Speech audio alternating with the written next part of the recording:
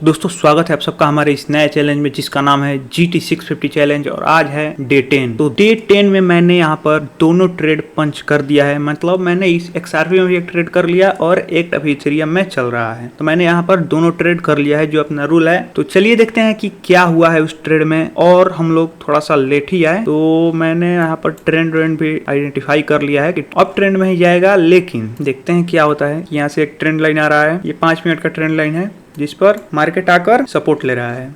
ये है एक ट्रेंड लाइन जो कि 4 घंटे पर है। इस पर भी आकर अगर सपोर्ट ले लेगा तो तब तो मेरा ऐसे नहीं जाएगा, लेकिन होपफुली इस पर ही सपोर्ट ले रहा है तो ऐसे यहाँ पर मेरा बच सकता है। बाकी देखते हैं क्या होता है, मार्केट है कुछ भी हो सकता है। तो यहाँ पर देखिए अभी -$0.8 का यहाँ पर लॉस चल रहा है, -$0.08 का। चलिए अब XRP को देख लेते हैं कि इसमें क्या चल रहा है। भाई इसमें मेरा हो चुका है एसएल हिट। ये है पूरा XRP Ethereum all time high पे। इथेरियम तो जहाँ से मैंने कल लिया था जहाँ पर मेरा एसएल हिट हुआ, तो वहीं से उसका और 5.6 पॉइंट और नीचे गिरकर 200 पॉइंट का टारगेट दिया है। तो भाई ये भी है, मेरा डायरेक्शन तो सही था पर एसएल लेकर चला गया कल भी और आज। तो आप देख ही सकते हैं XRP भी यहाँ पर थोड़ा सा साइडवेज जोन में फंस चुका है और मेरा यहाँ पर एसएल चला गया है। आपको थोड़ा मैं ऑर्डर हिस्ट्री भी दिखा दे रहा हूँ, मेरे पास है पूरा वीडियो जब मैं यहाँ पर ट्रेड में एंट्री बना रहा था। ये देखिए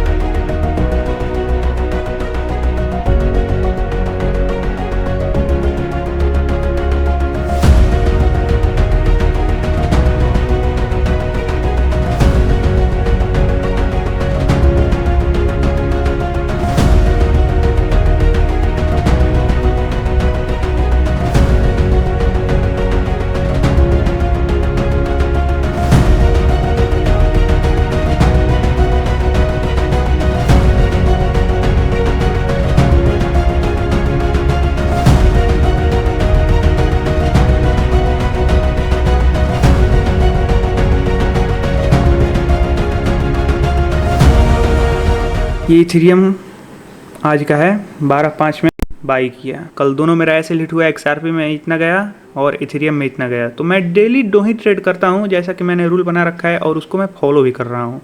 और यहाँ पर देखिए XRP में 10 अगस्त 12:08 में मैंने एंट्री बनाया 35 लॉट से और 12:12 पर मेरा एसएल हिट हो गया। $0.18 का मेरा लॉस हुआ इसमें। तो चलिए थोड़ा सा ये भी देख ले रहे हैं क्या हो रहा है इसमें। तो हाँ, यहाँ से एक सपोर्ट जोन है और ये एक रेजिस्टेंस है। अगर इसका ब्रेकआउट करता है तो भाई निकलेगा। ये 5 मिनट का कैंडल अगर इसके ऊपर अगर क्लोजिंग दे देता है 4243 के ऊपर अगर क्लोजिंग करता है तो ये ऊपर जाएगा आज इथेरियम। इसमें हमारा एसएल हिट नहीं होगा, लेकिन अगर यहीं पर घूमता रहेगा तो फिर वहां पर साइडवेज जोन बनाकर मेरा एसएल हिट कर सकता है। तो चलिए देखते हैं कि आज का ट्रेड में क्या हो रहा है क्या नहीं हो रहा है। एक ट्रेड तो हो गया मेरा XRP का।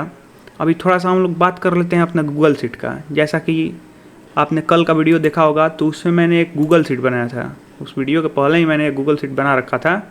तो इसमें मैं डेली जो भी चीज़ चल रहा है वो मैं लिख रहा हूँ। जैसे आज मेरा 2 ट्रेड हो गया तो मैं क्या करूँगा, इसको कॉपी करूँगा और इसमें पेस्ट कर दूँगा। 2 ट्रेड आज हो गया डे 10 में।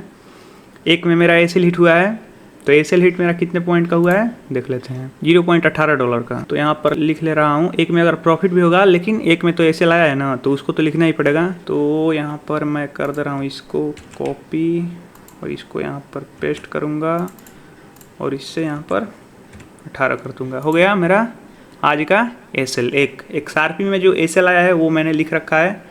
अभी एक चल रहा है इथेरियम, उसमें देखिए क्या आता है। देखिए भाई कितना बड़ा यहाँ पर कैंडल क्लोजिंग नहीं हुआ है लेकिन बाइंग आया है कितना बड़ा, आप देख ही सकते हैं। 7 पॉइंट गिर चुका है, 8 पॉइंट मतलब 8-9 पॉइंट वहाँ से आ गया है जहाँ पर अब इसने अपना हाई लगाया था। तो अगर इसके ऊपर कैंडल क्लोजिंग हो रहा है तो भाई ये ऊपर जाएगा, लेकिन इसके नीचे ही कैंडल क्लोजिंग करता है तो फिर ये मेरा एसएल लेकर ही जाएगा। तो 2 मिनट है कैंडल क्लोजिंग में, तब तक गूगल सीट देख लेते हैं। तो यहाँ पर मैंने चार्जेज नहीं लिख रखा, चार्जेज मैं आज या कल लिख दूंगा। इसमें लगा मेरा $0.06, तो इसमें चार्ज लगा, तो इसको मैं लिखूंगा चार्ज कितना लगा। यहाँ पर देख ही सकते हैं आप लोग चार्जेज। ट्रेडिंग फी देखिए 0.06, 0.07, 0.07, 0.06, 0.06, मतलब यही चल रहा है 0.06, 0.07। और यहाँ पर देखिए यहाँ पर अब 20 दिन बचा, तो थोड़ा थोड़ा सा आज भी हम लोग बात कर लेते हैं कि ये गूगल सीट आखिर है क्या। तो यहाँ पर 1 to 30 तक अभी ये बैक टेस्ट पर चल रहा है। GT 650 चैलेंज $100 to $5000 31वें दिन से स्टार्ट हुआ, क्योंकि उसमें मैं थोड़ा सा क्वांटिटी अपना बढ़ाऊंगा। यहाँ पर आप देख सकते हैं कैपिटल यूज, इसको मैं थोड़ा सा बढ़ाऊंगा तो मेरा प्रॉफिट भी ज्यादा होगा और थोड़ा सा अगर लॉस होगा तो वो भी ज्यादा होगा। लेकिन मैं वही बता रहा हूँ कि मेरा जो रिस्क रिवार्ड रेशियो है वो इथेरियम में है 1:15 का और XRP में है 1:20 का। तो उससे मेरे को लॉस से ज़्यादा फर्क नहीं पड़ रहा है। आप देखिए यहाँ पर मेरा कितने दिन में ऐसे हिट हुआ है, 9 दिन, मतलब कल कंप्लीट हो चुका है 9 डे। यहाँ पर आप देख सकते हैं कितना प्रॉफिट हुआ 9 दिन में, 1 2 3, मतलब 3 दिन केवल प्रॉफिट हुआ है। और देखिए 1 2 3 4 5 6 दिन मेरा ऐसे हिट हुआ है और उसमें भी 3 दिन प्रॉफिट में ही, एक में ही केवल प्रॉफिट हुआ है। ये देखिए फर्स्ट डे को मेरा XRP में प्रॉफिट हुआ था और वहाँ पर मेरा $9.87 का प्रॉफिट हुआ था। तो उस समय मैंने एक ही ट्रेड किया था तो उसमें मेरा लॉस नहीं हुआ। वीडियो नहीं डाल पाया 1 और 2 का, मेरे पास वीडियो पड़ा हुआ है लेकिन मैं डाल नहीं पाया उसको, क्योंकि मैंने यूट्यूब पर डालने का सोचा ही नहीं था। लेकिन डे 2 जब खत्म हुआ तो मैंने सोचा कि चलो भाई यूट्यूब पर भी डाल देते हैं, तो इसलिए मैं यूट्यूब पर डे 3 से वीडियो डाल रहा हूँ। तो डे 2 में भी मेरा ऐसे लिट हुआ था, थोड़ा सा स्लीपेज की वजह से। स्लीपेज आप लोग समझ सकते हैं क्या है, थोड़ा सा मैं समझा दे रहा हूँ लाइव में आकर आपको। अब जैसे मान लीजिए कि मेरा ये जो एसएल था यहाँ पर एंट्री हुआ था कितने पर, 3.2864 3.2864 पर मेरा एंट्री हुआ। मेरा एसएल कितने पर है, 3.2814, मतलब कितने पॉइंट का एसएल है, 50 पॉइंट का। अब यहाँ पर एसएल यहाँ पर आया जैसे कैंडल ने जैसे अपना लो लगाया कितना, मेरे एसएल जितना, लेकिन मेरा एसएल वहां पर टच करके भी कटा नहीं।